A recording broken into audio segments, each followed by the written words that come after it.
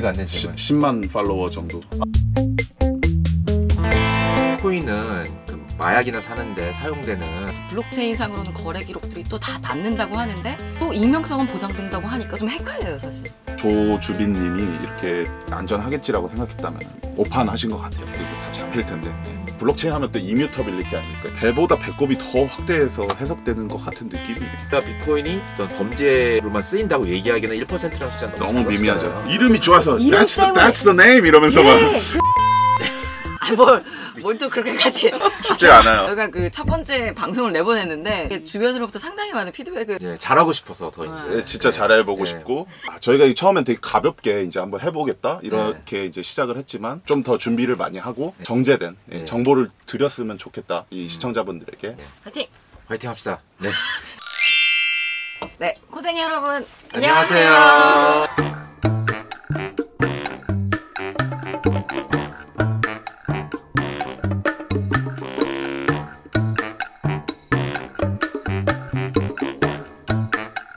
오늘은 N번방 사건에서 이 암호화폐가 자금 세탁의 도구로 이용됐다. 과연 암호화폐가 정말 자금 세탁을 할 수 있는 수단인 건지 특근법도 지금 국무회의에서 의결이 되고 공포가 된 상황인데요. 암호화폐 업계가 없어지지 않는 이상 제도화와 양성화까지 가는 게 왜 중요한지 그런 것들에 대해서 좀 의의에 대해서 알아보도록 하겠습니다.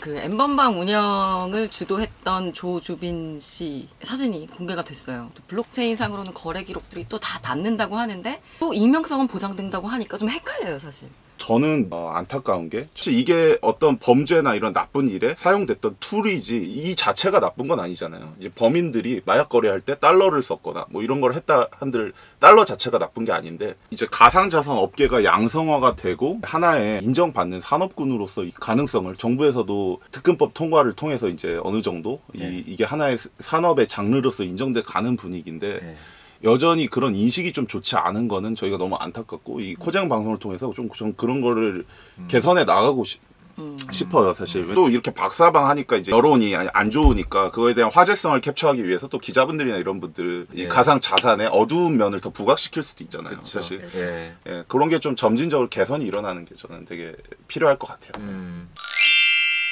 조모 씨가 사용한 대표적인 한 10개 정도가 넘는다라는 기사를 봤어요. 근데 대표적으로 가장 일반적인 이더리움과 또 다크코인의 대표인 모네로 이 두 가지를 좀 비교해 보려고 합니다. 일반인들보다는 조금 더 잘 아는 입장에서 이제 말씀을 드리자면은 이더리움이라고 이제 많이 들으시는 요 코인은 추적이 가능히 해요. 보낸 사람, 받은 사람, 지갑 주소를 추적이 가능해요. A가 누구냐, B가 누구냐를 밝혀내는 거는 사실은 쉽지 않아요. 이 경찰이 막 압수수색을 했다 해서 마치 거래소가 잘못한 것 같지만 거래소 잘못이 하나도 없어요, 사실. 왜냐하면 거래소는 중앙화된 DB에 거래소에서 거래하는 고객 계좌에 대한 내역, 그 사람에 대한 이 신상 정보를 다 보유해야 될 의무가 있기 때문에 탈중앙 네트워크에선 불가능하더라도 거래소의 수사 협조를 통하면 가능하다. 그러니까 추적이 가능하다는 소리가 블록체인 상에서 거래 기록이 다 있으니까 이거를 이 지갑에서 이 지갑으로 이동한 거 따라가고 하면은 누가 입금했고 누가 출금을 했는지를 알 수 있다 이런 얘기인가요? 그런 얘기죠. 조모 씨도 이 이더리움이나 모네로를 환금을 해갖고 이제 현금으로 갖게 되는데 그런 과정에는 거래소가 필수적으로 개입이 돼야 되고 조모 씨한테 돈을 준 사람 조모 씨가 그 돈을 어떻게 출금을 했는지 결국엔 다 추적이 가능하다는 거죠. 모네로는요? 모네로는 이제 중간에서 막 믹싱이라고 하던데 암호화폐를 여러 가지 지갑으로 막 뿌렸다가 합쳤다가 이렇게 하는 그 기법을 쓴 코인인 건가요? 모네로는 탈중앙화된 네트워크 내에서 거래 내역 추적도 좀 쉽지는 않아요. 원래 모네로라는 게 이제 생긴 취지 자체가 숨기기 위함이에요. 사실 진짜 사이버 공간의 캐시처럼 진짜 추적을 피하고 싶거나 그 거래소 밖에서 이루어지는 거래에 대해서 이 크립토 노트 프로토콜이라는 게 보낸 내역들과 이게 보내질 주소의 내역들을 이렇게 좀 섞어요. 그래서 누가 누구한테 보냈는지를 중간에 이 추적하기를 굉장히 어렵게 만들었어요. 뭐 기술적으로 거의 불가능하게 만들어놔서 이제 그 추적은 어려워지는 거죠. 근데 경찰에 이제 수사 협조를 하면은 모네로를 수령한 내역들은 있잖아요. 유추가 가능할 수 있겠죠. 근데 그 과정이 이제 시간이 오래 걸릴 테고 이게 직접 증거로 작용할 수 있느냐 아니냐는 사실 법리를 따지고 봐야 되는 얘기라서 좀 사실 모네로는 애매한 영역이 있다. 근데 이더리움은 이제 클리어하게 보낸 사람 받는 사람에 대한 추적이 가능할 수 있다. 이렇게 아시면 될 것 같아요. 다크 코인들이 뭐 엄청나게 이런 가상 자산 업계에서 인기가 있거나 거래 자산이 아니었지 않나요? 맞아요. 예, 사실 이제 그 별로 결정 효과 없는. 예. 맞아요. 그 결정을 내린 데는 아무래도 이제 비즈니스적인 그 요인도 있었고, 그러니까 이게 막 거래량이 엄청 많이 나오는 어떤 그런 코인이었으면은 좀 좀 다르게 봤을 수 있는데, 뭐 그렇지도 않은 반면에 여러 가지 어떤 이 법적인 리스크가 딸려오는 이제 코인이다 보니까 이거를 그쵸. 뭐 굳이 유지를 해야 되느냐 하는 이제 그런 결정이었던 거죠. 이 자리를 빌어서 왜 이렇게 지금 되게 더운데 스튜디오가 왜 가죽 자켓을 입고 계시는지. 저 누구 닮지 않았어요? 막 이래. 내 입으로 말하니까 진짜 민망하다. 끝에 댓글 달아주세요. 그러니까 누구 닮았는지. 머리를 이렇게 자르고 파마를 하고 딱 나타나는데 혜민님이 저한테 누굴 닮았대. 누구죠? 제 입으로 말 못하겠어요. 스칼렛 요한슨 어머. 그래가지고 제가 가죽 자켓을 안 벗고 있습니다. 아이고. 더워 죽겠는데. 예, 수고가 많으십니다. 네, 블랙 위도우 스칼렛 요한슨 이렇게 덮어주세요. 막 이래. 그러면 장외시장으로 가면요. 그 코인에서 현금화를 할 경우에도 이 또한 잡을 수 있는 건가요?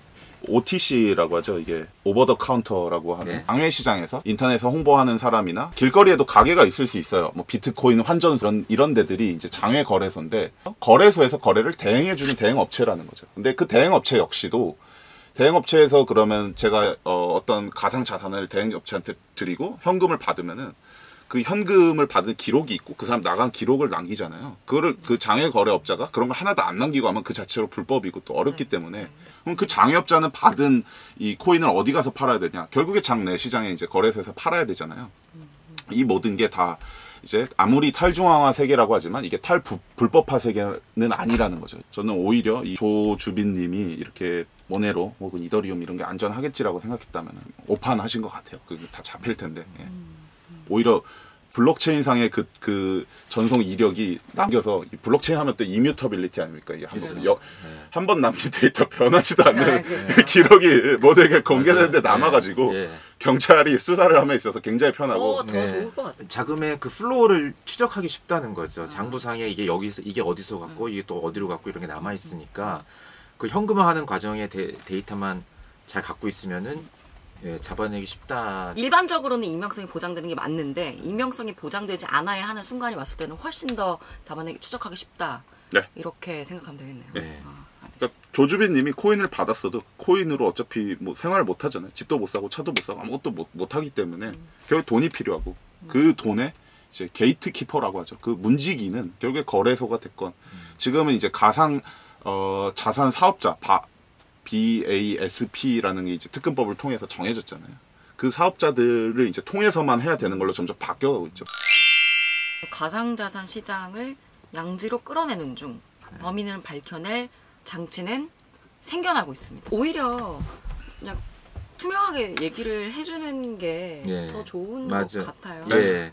이제 여태껏 그 거래소들은 어떤 규제를 받지 않고 있었고 규제가 없었기 때문에 이 제도권 하에 끌어들이기 위해서 여러 가지 지금 장치들이 생기고 있는 거잖아요. 근데 그 전에 앞서서 거래소들은 이제 알아서 금융기관만큼의 어떤 로버스트한 그런 시스템을 갖추기 위해서 각자 투자를 하고 노력을 하고 있는 것이고 이제 KYC는 Know Your Customer의 약자인데 진짜 죄송한데 너무 더워가지고 땀이 자꾸 나가지고 두 분 얘기하고 계시겠어요? 두 분이 얘기하고 있으면 저도 잠깐 나갔다 오려고 그랬었는데 죄송해요. 땀이 너무 막. 근데 그 상태로 찍어요? Know Your Customer Know Your Customer 고객의 신분을 확인을 해야 된다는 이제 그런 뜻인데 한국 이제 저희 4대 거래소 같은 경우에는 이메일 인증을 하고 휴대폰 인증을 하고 이제 마지막으로 실명 계좌 인증을 해야지 현금 입금이나 출금 출금이 되는 그런 이제 거기서 이제 그런 과정에서 KYC가 되는 것이고 그다음에 AML은 이제 자금 세탁이나 어떤 불법적인 걸로 사용되지 않고 어떤 수상한 그런 거래를 못하게끔 어떤 그 안정장치를 하기 위해서 내부적으로 거래소들에서 안정장치가 있는 거죠. ISMS 인증이라는 거는 사이버 네트워크상에서 어떤 보안 시스템을 인증해주는 어떤 이제 해킹이나 정보 보안에 그쵸, 관련된 맞아요. 영역이죠. 그런 얘기죠. 이제 최근에 법적으로 이제 달라지고 있는 거는 특근법 개정안이라는 게 통과가 되면서 네. 이제 최근에 가상자산이 이렇게 조금씩 사람들이 많이 사용하다 보니까 규정이나 이런 거를 수정을 해서 넣어야 되겠다. 3월 5일 날 본회의를 통과를 한 거죠. 일단 이게 특검법이 개정되면서 예. 암호화폐라는 단어가 공식적으로 이제 가상자산으로 바뀌었어요. 그렇죠, 맞아요. 예. 이게 이제 거래소 입장에서는 예. 요 단어가 좀 어떤 것 같으세요? 가상자산? 일단 저는 개인적으로 발음하기가 좀 약간 힘들고요. 네. 가상자산, 막 가산, 막 이렇게 가산. 네. 제 생각에는 좀 더 정확한 표현이 있었을 것 같은데 암호 자산이 더 정확한 표현이 아닐까 싶어요. 암호. 네. 암호화된 자산이니까 이렇게 그냥 정의가 돼버렸어요. 저희가 이제 그쵸. 가상자산이라는 게 맞아요. 어깨 표준 이 용어가 됐고 여러분은 나 지금 뻘뻘 나고 있어요. 저 막 진행하고 있었어요. 네. 진행충. 진행충 바뀌었어. 내 자리 뺏지 마. 특검법 개정안에 담긴 내용을 어떻게 시행령으로 구현을 할 건지는 이제 우리가 기다려봐야 하는 거고, 트래블 룰이라는 어떤 이런 것도 반영이 될 수 있다는 얘기가 있는 거고, 그 가상자산 사업자가 거래할 때 송신인이나 수신인의 정보를 제공할 수 있어야 한다는 그런. 이게 가능합니까? 거래소 간에 어떤 협업이 있어야지 가능할 것 같은데. 네. 예를 들어 이더리움을 생각해 보죠, 저희가. 네. 거래소 안에 있던 유저가 다른 거래소한테 보내는 것도 다 추적이 가능한다 쳐도 결국에 그걸 타고 가다 보면 그 이더리움은 누군가에서 이제 채굴이 돼서 생산됐을 거란 말이죠. 채굴된 이더리움일 텐데 그거를 과거 내역까지 다 추적해갖고 시행하는 건 저는 현실에 불가능에 가깝다고 봐요. 이게 시행이 되기 전과 이후로는 페데프 이 트래블러 룰을 준수하는 거래소가 협약체가 뭐 생긴다면은 안에서만 돌 수 있는 것과 그 밖에 존재하는 거의 가치가 달라질 것 같아요. 왜냐하면 그 밖에는 자금 세탁법을 준수하지 않은 거고 그 밖에 있는 게 이 안으로 들어오려면은 당연히 또 소명을 해야 되는 단계가 될 테고 저는 그런 식으로 이제 형태가 되지 않을까라고 생각을 해요. 사실 그래서 양성화와 제도화가 필요한 것 같아요. 그래서 이 안에서 테두리 안에서 놀게끔 만들어줘야 나중에 추적도 할 수 있는 건데 이 테두리 지금 이 테두리도 없는 거잖아요. 뭐 그렇죠. 그리고 그렇죠. 트래블러 룰이 되려면은 결국에 그 테두리가 언젠가는 생겨야 돼. 그게 안 생기면 트래블러 룰 성립하기가 어려워요. 빌 게이츠가 무슨 이런 인터뷰를 했었나 봐요. 그러니까 뭐 그 코인은 마약이나 사는데 사용되는 그런 거다 뭐 이런 얘기를 한 적이 있었나 봐요. 그래서 그거에 대해서 팩트 체크를 이제 한 그런 글들이 있더라고요. 근데 그 중에 하나가 뭐냐면은 실제로 그 글로벌 드럭 서베이라는 데서 서베이를 했어요. 각 나라마다. 재밌다. 얘네들 마약을 어디서 구하냐. 그런 서베이를 했더니만 다크넷 마켓에서 한 그 퍼센테이지를 갖다가 냈더니 가상자산을 사용해서 한 케이스는 10% 이내라는 거죠. 글로벌 드럭스 서베이.com에서 이 서베이를 해서 답을 한 사람들은 마약을 샀다는 거 아니에요? 어쨌든. 그렇죠. 그런 거겠죠. 이걸 서베이를. 저도 그냥 서베이를 자세히 들어보다 보지 않았어요. 이 사람들이 어떤 방식으로 했는지. 공신력 있는 자료 만든 거예요? 이런 것도 있었어요. 이건 체인 아나리시스에서 이제 한 건데 어떤 불법적인 그 거래, 비트코인 거래 중에서 차지하는 비중을 그랬더니 1% 정도라는 거예요. 그러니까 비트코인이 어떤 범죄로만 쓰인다고 얘기하기는 1%라는 숫자는 너무 미미하죠. 이게 뭐 어떤 자금 은닉이나 범죄를 위한 테크놀로지가 아닌데 사실은 정반대죠. 그거에 대한 추적이나 이런 게 훨씬 더 쉽고 인간이 무슨 새로운 테크놀로지가 나왔을 때 잘 이해가 안 되니까 그쵸. 뭔가 두려움도 있고 그래서 항상 이렇게 네거티브한 것만 부각시키는 예를 들어서 영국에 이런 법이 있었어요. Locomotive Act of 1886인가 뭐 이런 법인데 뭐냐면 처음에 자동차가 이제 나왔을 때 이게 너무 위험하다고 느낀 거예요 사람들이. 그래서 막 여러 가지 규제를 만들기 시작했대요. 제일 골때린 게 뭐냐면은 한 100m 정도 앞에 빨간 깃발을 들고서 차가 온다는 거 갖다가 사람들한테 알리면서 걸어가는 차는 말도 안 되는 말도 안 되는 거죠. 또 이런 것도 있어요. 그러니까 우리나라가 이제 크레딧 카드가 활발하게 사용이 된 게 IMF 이후거든요. 근데 갑자기 쓰기 시작하니까 막 크레딧 카드 빚 때문에 뭐 자살하는 사람도 하고 이런 상황이 되니까 그쵸. 크레딧 카드를 없애야 된다 이런 의견이 있었어요. 생각해 보면은 크레딧 카드가 나쁜 게 아니고 그런 거랑 이제 비슷한 어떤 얘가 그런 케이스가 아닌가. 그런 패턴을 보이는 거가 아닌가. 암호 화폐 아니면 막 가상 화폐 이러니까 안 좋은 단어들의 느낌이 이제 어두운 느낌. 크립트 이런 단어도 좀 영어로도 네거티브한 의미거든요. 이렇게 지하실 뭐 이런 크립트. 이름을 다시 줘야겠네. 딱 들었을 때 느껴지는 그 분위기와 그런 것도 굉장히 중요하거든요. 저는 비트코인 이름 진짜 좋은 것 같아요. 비트코인 모든 걸 다 축약해서 거기 다 드러나 있어요. 비트코인. 그럴 수 있겠네. 발음도 쉽고 비트코인. 뭐 마지막에 한 마디씩 한마디씩이요? 미디어에서 나오는 그런 어떤 이미지나 이런 것들 표면적인 페이스 밸류로 받아들일 필요는 없지 않냐 이런 얘기를 하고 싶습니다. 이게 어떤 범죄가 일어나고 실제 그런 것들에 언급되는 것들은 진짜 좋지 않은 사실이지만 그게 그 범죄에 사용됐던 어떤 도구일 뿐이지 이걸 분리해서 볼 줄 아는 이성적인 시각이 있어야 되고 오히려 이런 이미지에 휩쓸리지 않는 게 현명한 투자를 하는 투자자들의 마음 자세가 돼야 되지 않을까?